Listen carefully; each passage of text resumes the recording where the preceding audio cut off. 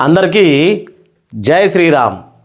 రెండు తెలుగు రాష్ట్రాల ప్రజలకు ఏదైతే సింగర్ మంగ్లీ నిజంగా స్కామ్లో ఇన్వాల్వ్ అయ్యిందా, ఇన్వాల్వ్ అయితే మరి బాధితులకు న్యాయం చేసేనికి ఎందుకు సహకరించడం లేదు, అలాగే ఎవరైతే ఈ లాయర్ సుబ్బారావు ఉన్నాడో లాయర్ సుబ్బారావు మీద కేసు పెట్టి మరి లాయర్ సుబ్బారావు మీద కేసు పెడితే ఆయన స్టేషన్కి పిలిచి డ్రంక్ అండ్ డ్రైవ్ చేసి ఒక లాయరు నల్లకోటేసుకున్న మర్యాద లేకుండా చేశారు అని ఇప్పుడు ఈ లాయర్ సంస్థ మొత్తము మాట్లాడుతూ ఉన్న విషయం.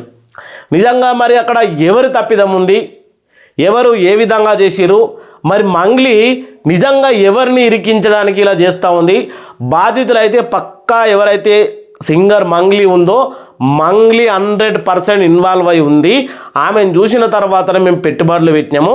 ఆమె తమ్ముడు ఎవరైతే శివ ఉన్నాడో శివ అనేటోడు డైరెక్ట్ మా గెలిచినాడు ఎవిడెన్స్తో సహా చూపిస్తూ ఉన్నారు. ఇగో ఇప్పుడు మంగ్లీ తరపున కాకుండా బాధితులు మాట్లాడుతూ ఉన్నారు. మీరు ఒకసారి బాధితులు చూడండి ఒకసారి. పూర్తిగా మంగ్లీ గారి పేరు కానీ ఇంకోటి కానీ చెప్పలేదు. చెప్తున్నారు అక్కడ పోయిన తర్వాత మాకు మేలో అక్కడ పోయిన తర్వాత శివన్ కలిసిన తర్వాత అప్పుడు శివన్ తీసుకొచ్చిన తర్వాత శివ అంటే మంగ్లీలో తమ్ముడు మాకు అర్థమైంది. అంటే బ్యాక్ ఎండ్ గా వీళ్ళందరూ ఉన్నారు అని. వాళ్ళని ఇంటికి పోయి అక్కడికి వచ్చి ఆ శివ అనే వ్యక్తికి ఫ్యాక్టరీ అంతా చూపించడం, సిమెంట్ ఫ్యాక్టరీ అంతా ఇదంతా వాళ్ళ ఊరు పక్కనే. మంగ్లీ గారి 15,25,00,000 సిమెంట్ ఫ్యాక్టరీ అయితే బేరం ఆడారా, అయిపోయింది. 5.5 కోటి అడ్వాన్స్ కూడా 1/4 అగ్రిమెంట్ అయిపోయింది సార్. ఆ 2 మూవ్మెంట్ లోనే ఆగస్టు 22వ తారీఖు సిమెంట్ ఫ్యాక్టరీ ఓపెనింగ్.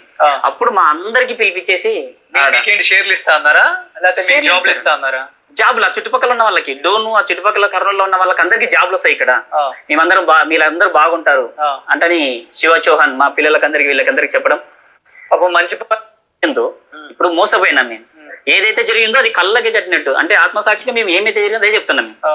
తర్వాత అక్టోబర్ 2వ తారీఖు దసరా రోజు 2025 రోజు వీళ్ళందరూ ఎక్కడెక్కడి నుంచో ఇప్పుడు మనకు కర్నూలు నుంచి, కడప నుంచి, తెలంగాణ, ఆంధ్ర, కర్ణాటక ఇలా అన్ని రాష్ట్రాల్లో మోసపోయినటువంటి బాధితులు వచ్చి ముఖాముఖిగా ఈ ఎవరైతే లాయర్ సుబ్బారావు ఉన్నాడో ఆయన వెనకాల నిలబడితే ఆయన ముందుకు కేసును నడిపిస్తూ ఉన్నాడు. కేసును నడిపిస్తే ఎలాంటి కేసులు పెట్టిరో కూడా మనం చూసాము.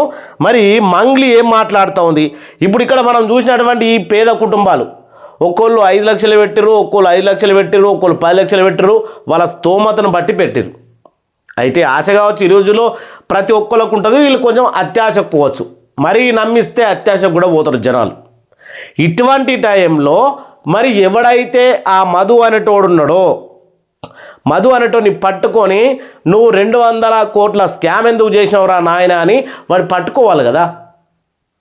ఆడేమి ఇంటర్నేషనల్ ఏంది డానా ఇక్కడ ఉంటాడు, ఎక్కడనో పోలీసు వాళ్ళు తలుచుకుంటే ఎప్పుడైనా పట్టుకోవచ్చు. సరే విషయం పక్కన పెడితే అయ్యో మనలో పెట్టిన చూడు ఈ సింగర్ మంగ్లీ 150 కోట్ల స్కాము ప్రూఫ్తో సహా లైవ్లో బాధితులు ఇవన్నీ దాకా మనం చూసాం. ఓకే, ఇదొకటి. అయితే ఈ సింగర్ మంగ్లీ ఏం మాట్లాడుతూ ఉందో ఒకసారి చూడుర్రి. సింగర్ మంగ్లీ ఏం మాట్లాడుతూ ఉంది అనేది ప్రజలు చూసిన తర్వాత నిజంగా ఎవరు ఇది చూసిన తర్వాత మాట్లాడదాం. ఫ్యామిలీ ఏమైపోవాలి, మా నాన్న ఏమైపోవాలి, మా అమ్మ ఏమైపోవాలి, కొంచెమన్నా మీరు ఆలోచించాలి కదా ముందు వెనక. ఏమేర ఫోన్కు ఫ్యామిలీ ఏమైపోవాలి, మా నాన్న ఏమైపోవాలి, మా అమ్మ ఏమైపోవాలి, కొంచెమన్నా మీరు ఆలోచించాలి కదా ముందు వెనక. నేను అలా చేస్తానా? నేను ఎన్ని పాటలు చేస్తున్నా, ఎవ్రీ ఇయర్ పాటలు లెక్క పెడుతున్నా. మీ తమ్ముడు వీడియో కూడా వైరల్, అది మా తమ్ముడు కాదు. అదే చూసిరు కదా, మా ఫ్యామిలీ ఏమైపోవాలి, నా లైఫ్ ఏమైపోవాలి, నా డబ్బులు ఏమైపోవాలి, నా ఆస్తులు ఏమైపోవాలి. మరి నువ్వు ఇంతగానం మీ తమ్ముడు ఆ మధు అనేటోడు చేసినటువంటి ఈ స్కామ్కు ఆ బాధితుల కుటుంబాలు ఏమైపోవాలి, 100% వడ్డీ తెచ్చినటువంటి వాళ్ళ కుటుంబాలు ఏమైపోవాలి. మంగ్లీ చెప్తా ఉంది, ఆమె గురించి మాత్రం మాట్లాడుతూ ఉంది. నీకు స్పెషల్గా మంగ్లీ అఫీషియల్ ఛానల్ ఉంది యూట్యూబ్లో, నువ్వు ప్రోగ్రాములు చేసుకుంటూ ఉంటావు, నీకు ఎంతో కొంత నీ టాలెంట్ని బట్టి నువ్వు సంపాదించుకుంటా ఉన్నావు. మరి ఈ బ్రోకర్ స్కామ్ ఎందుకు చేసిండ్రు? ఇది పేదల తరపున నిజంగా ఎవరు నిలబడితే వాళ్ళను ఇగో డ్రంక్ అండ్ డ్రైవ్లో ఊదితే ఎంత వచ్చిందయ్యా? ఇది 27 వచ్చింది. 20 వస్తే కూడా ఆల్కహాల్ కేసు కిందనే నమోదవుతుందా? ఇగో సింగర్ మంగ్లీ పైన cheating case, only cheating case. వాళ్ళు చేసిందేమో 200 కోట్ల స్కామ్ అయితే ఈమె మీద పెట్టిన చీటింగ్ కేసు. చీటింగ్ కేసు అంటే బెయిల్ మీదనే బయట తిరగచ్చు, స్వేచ్ఛగా ఉండొచ్చు.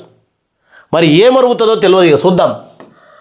ప్రత్యక్ష సంబంధం ఉందని హైకోర్టు న్యాయవాది సుబ్బారావు ఫిర్యాదు చేసిండ్రు. హైకోర్టు న్యాయవాదికి జరిగినటువంటి ఇది న్యాయం అన్నట్టు. హైకోర్టు సుబ్బారావు ఫిర్యాదు చేసిండ్రు శనివారం పోలీస్ స్టేషన్లో ఆవరణలో. న్యాయవాది సుబ్బారావు మీడియాతో మాట్లాడుతూ ఒక సంస్థను ఏర్పాటు చేసి డాక్టర్లు ప్రముఖుల నుంచి భారీగా వసూలు చేసి అలాగే నిందితులుగా తమ సొంత ఆస్తులుగా కొనుగోలుకు మళ్లించారని ఆయన ఆరోపించారు. ఈ కుంభకోణానికి సంబంధించి ఇప్పటికే 2 తెలుగు రాష్ట్రాలతో పాటు కర్ణాటక కూడా బాధితులు ఉన్నారు. ఫిర్యాదులు కూడా పేర్కొంటా ఉన్నారు. ఈ కేసులో బాధితుల తరపున పోరాడుతున్నటువంటి తనను నిందితులు తీవ్రంగా బెదిరిస్తున్నారని సుబ్బారావు ఆవేదన వ్యక్తం చేస్తూ ఉన్నారు. కేంద్ర మంత్రి, ఎమ్మెల్యే కుమారుల పేర్లు కూడా చెప్తూ వాళ్ళతోటి అంతేకాకుండా స్థానిక రౌడీ అలాగే బంజారాయిల్స్ నాయకులతోటి కూడా ఫోన్ చేయించి చంపేస్తామని హెచ్చరిస్తున్నట్లు పేర్కొంటా ఉన్నారు. ఎట్లనండి ఇది? ఒక హైకోర్టు న్యాయవాదిని కూడా ఈ రకంగా బెదిరింపులు చేస్తూ ఉంటే అంటే మంగ్లీకి ఉన్నటువంటి ఏదైతే కొంతమంది ఇప్పుడు ఆమెకు ఏర్పడ్డ బంధుత్వాలు, స్నేహితులు, అది రాజకీయ నాయకులు కావచ్చు, ఇంకా వేరే వాళ్ళని కలిసి హైకోర్టు న్యాయమూర్తిని ఎదిరించేంత నీకు స్టేటస్ ఉంటే తల్లి, నువ్వు స్కాములు చేయొద్దు. పెద్ద పెద్ద వ్యాపారాలు చేయాలి, బిజినెస్లు పెట్టాలి. అంతేగాని ఎవరినో ఎక్కడెక్కడికి వెళ్ళో పిలుచుకొని పాపం వాళ్ళను నువ్వు ఇదెయ్యు అదెయ్యు ఇదెయ్యు అని 200 కోట్లు అంటే ఏంది? అది ఏం చేసుకుంటావు నువ్వు డబ్బులు? ఇట్లా ఇక ఈ కేసు నుంచి తప్పుకోవడానికి పెద్ద మొత్తంలో ఆశ చూపారని దానికి నిరాకరించడంతో వేధింపులకు పాల్పడుతున్నారని ఆయన తెలిపినారు.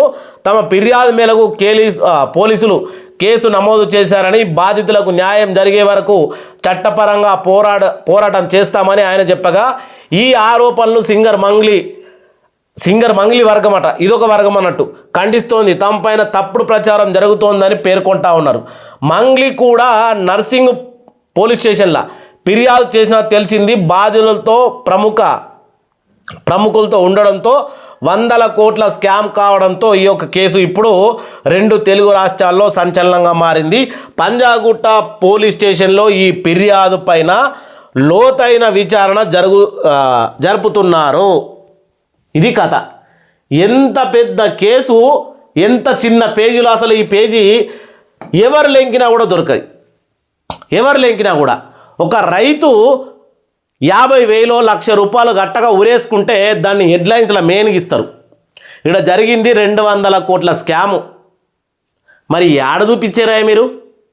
లోపల భద్రంగా 7వ పేజీలో 8వ పేజీలో ఎవరికి కనబడకుండా ఇచ్చిండ్రు. ఇగో ఇది మనకు పేద బడుగు బలహీన వర్గాలకు జరిగేటువంటి న్యాయము. నేను ఒకటి అడుగుతా ఉన్నా, ఇప్పుడు మీకు చూపించిన కదా, ఇదే కాదు ఇంకా చాలా ఉన్నాయి. ఒకటి ఏదైతే పంజాగుట్ట పోలీస్ స్టేషన్లో జరిగినటువంటి ఒక వీడియో చూపెడతాం మీకు. మళ్ళీ మీరు డైరెక్ట్గా మంగ్లీ ఏమంటా ఉంది, సుబ్బారావుకు శ్రీముఖి, ఎవరైతే యాంకర్ శ్రీముఖి ఉంది కదా, ఆమె మీద క్రష్ ఉంది. సుబ్బారావు అనంట ఆయన బిగ్ బాస్ షోకు ఓనీకి మంగ్లీ మీద క్రష్ ఉంది కదా, దానితోటే ఆయన ఫేమ్ రానికి ఈ సింగర్ మంగ్లీ మీద పడి ఏడుస్తూ ఉన్నాడు, వెంటబడతా ఉన్నాడని ఆమె ఎలిగేషన్ కూడా వేసింది. అట్టెట్లేస్తారు ఎలిగేషన్? మరి ఆయన నిన్ను అమ్మా నువ్వు పలానా కేసులో నువ్వు ఇన్వాల్వ్ అయి ఉన్నావంటేనేమో అది తప్పు. మరి నువ్వు సుబ్బారావు డైరెక్ట్గా ఎవరు అసలు ఈ శ్రీముఖికి సంబంధం ఉందా? శ్రీముఖి పేరు నువ్వు ఎట్లా వాడతావు? ఆమెకు పరువు ఉంటుంది కదా. ఇప్పుడు ఆమె తరపున కుటుంబ సభ్యులు వాళ్ళు ఏమనుకోవాలి? డైరెక్ట్ మీడియా ముంగట నువ్వు ఎవరైతే శ్రీముఖి పేరు వాడినావు, మరి దానికి ఏమనాలా నిన్ను? డబ్బు ఎక్కువైనా కొద్దీ మనకు సంబంధించి మనది మనం కోల్పోతూ ఉంటాం.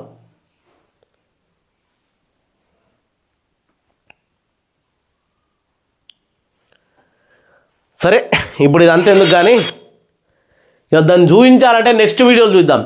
ప్రతి ఒక్కళ్ళు అసలు ఎవరిది తప్పు, రెండు వర్గాలు చేస్తున్నటువంటి ఈ డ్రామా ఎవరిది కరెక్ట్? వాస్తవం అయితే సుబ్బారావు తరపున అయితే ఎవరైతే ఈ లాయర్ సుబ్బారావు ఉన్నాడో ఆయన తరపున బాధితులు ఉన్నారు, వాళ్ళ దగ్గర ఎవిడెన్స్ ఉన్నాయి, వాళ్ళ దగ్గర ఆల్రెడీ డబ్బులు కట్టినట్టుగా ప్రతిదీ ఉన్నది. ఈ మధు అనేటోని పట్టుకొని, ఈ మంగ్లీ తమ్ముడు శివ అనేటోని పట్టుకొని కరెక్ట్గా ఏదైతే దాన్ని ఏమంటారు ఇంట్రాగేషన్ ఏదో చేస్తే ఉన్న నిజాలు మొత్తం బయటపడతాయి. మంగ్లీ అండ్ ఉందా లేదా అనేది కూడా బయటపడుతుంది. ఈ వీడియో చూసిన ప్రతి ఒక్కరూ మీ అభిప్రాయాన్ని తెలియాలని కోరుకుంటా ఉన్నా. జై శ్రీరామ్, జై హింద్. మరి ఇటువంటి ఏమన్నా బోకస్ అంటే 10 రూపాయలకు 1000 రూపాయలు ఇస్తా, 1000 రూపాయలు పెడితే 1,00,000 ఇస్తా అనే మాటలకు మాత్రం ఎవరు మోసపోవద్దు, ఎవరు కూడా నమ్మద్దు. రోజుకు 500 కూలీ చేసుకుని మనకు 1,00,000 రూపాయలు ఆటోమేటిక్గా రావు. అది గుర్తుంచుకోవాలి అందరూ. జై హింద్.